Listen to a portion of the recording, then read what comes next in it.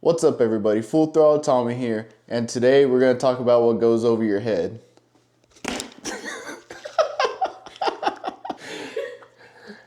Helmets.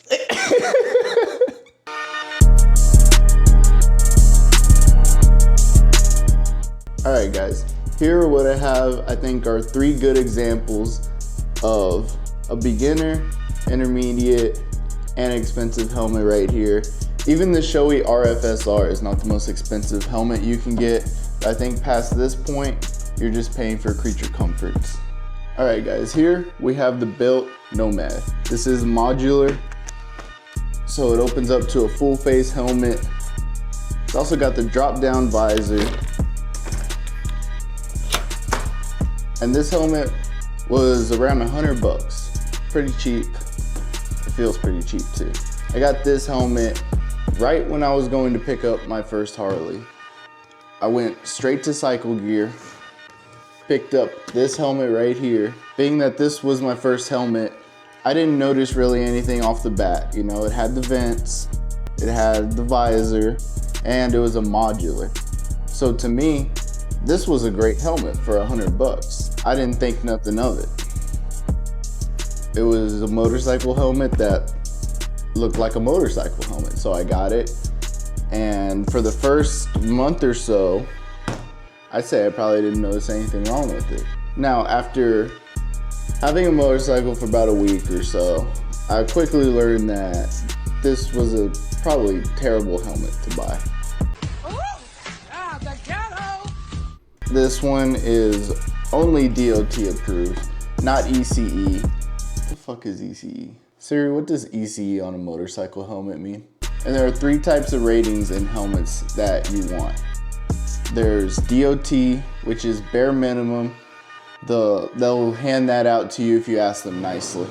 And there's ECE, and then there's Snell. Snell is only what they'll allow you to have on a racetrack. So we're talking high speeds and quick stops and stuff like that. ECE stands for Economic Commission for Europe.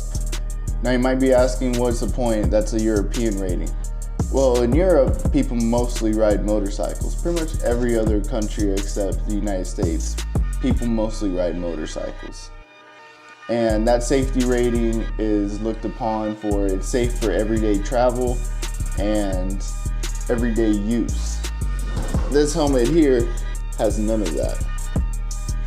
And I started to see videos online about them like crushing them, how easily they break and stuff like that. And it wasn't really until I tried out another helmet that I found out just how bad that helmet was.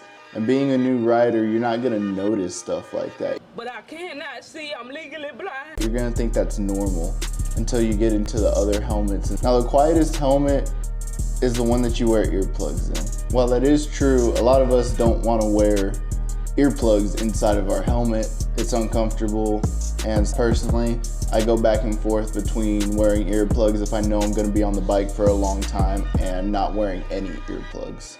And this helmet here, this is definitely a bottom of the barrel helmet. Boo! You stink! There's nothing much more I could say to it besides it's a helmet. It'll at least offer you some protection. And for 100 bucks, I mean, it's better than nothing. It's better than wearing one of these out on the road and stuff, so. And that takes us to our second one. The Sedici Strada 2. Is it Sedici? Sedici? Anyway. What the hell is even that? This helmet's a little better. These go for, now they have the Strada 3, I think. But at the time this was out, it went for around $200. And now we're getting into some better stuff. This one was ECE rated, and when I put this helmet on, the material inside of it was so much better. It was so much softer. And when I took it out for a ride, it was so much quieter. Cycle Gear and stuff, they pretty much own these brands, Bilt, Sedici, and I was still on a budget. So I went and bought one of these. And to be honest, I'd probably still be wearing this helmet right here if I didn't get into a small accident with it. Now, I'll be honest with you, with this helmet, when I got in that accident, I didn't even notice that I hit my head until afterwards, until I saw the helmet. This helmet, I can tell you from a personal standpoint, that is pretty good. For around 200 bucks, you're getting so much more options, so much more creature comforts, you know. We got the front vent right here. We got the upper vents up here. And we have the two outboard, the vents that push the air out. And inside, we got way better material. We got a nicer chin strap. And all around, like, this helmet just looks way more professional. But yeah, this helmet served me good. It was a great second helmet. This one I would recommend to people. And they say the Strada 3 is even better than this one. So I will recommend this one to people if you're just starting out. And always get one with the pin lock. The pin lock works. I've tried all the anti-fog sprays and everything else. The pin locks aren't expensive. Just buy a pin lock and it makes all the world of difference. Now, we're moving on to my everyday helmet. This one, I swear by. This is the best helmet that I have worn to date. I am the cream. Now this helmet here, the Shoei RF-SR. This is my favorite helmet. This is my newest helmet that I got after I got in my accident with that one. And this one just checked all the boxes for me, being that it's around the $400 price range. And the way that they designed it, it's more for a upright position. The way that the vents are, so the vents are getting constant airflow through them, and they have a exit port out here. I don't really know the science behind it, but I know that these vents back here will pull air from these entrance vents and pull them out the back. Now, like I said, this one's around $400, so now you're starting to get into like the more premium helmets here, and you notice it.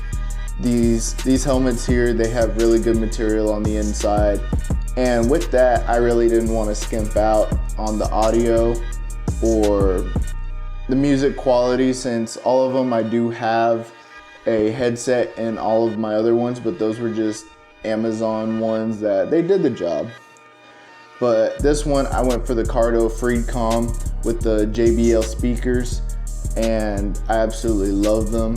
I love this helmet setup that I have here. It is really comfy.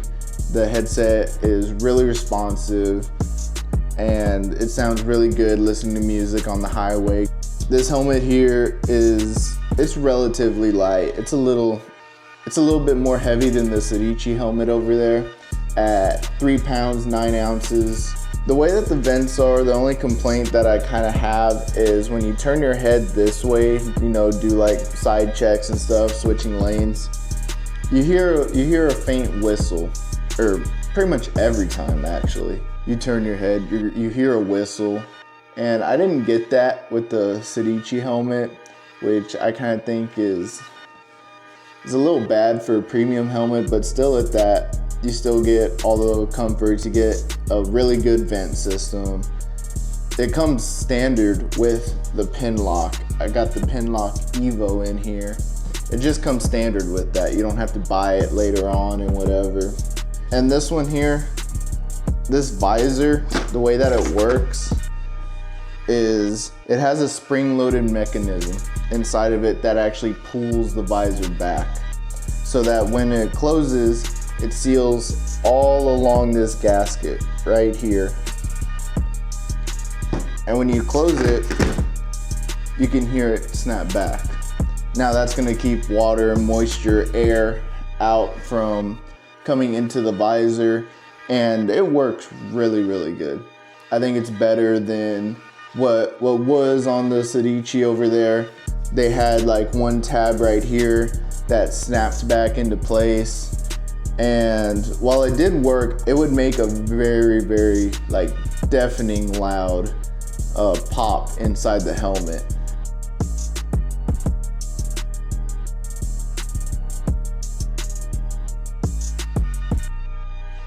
Alright guys, now this was not a comparison video.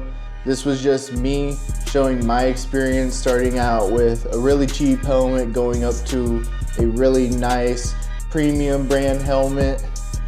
Now if you want an in-depth video on these helmets, let me know in the comments down below. And thank you for checking out the video. Please like and subscribe. It shows you're supporting me starting out my YouTube journey. This has been Full Throttle Tommy. We'll see you next time.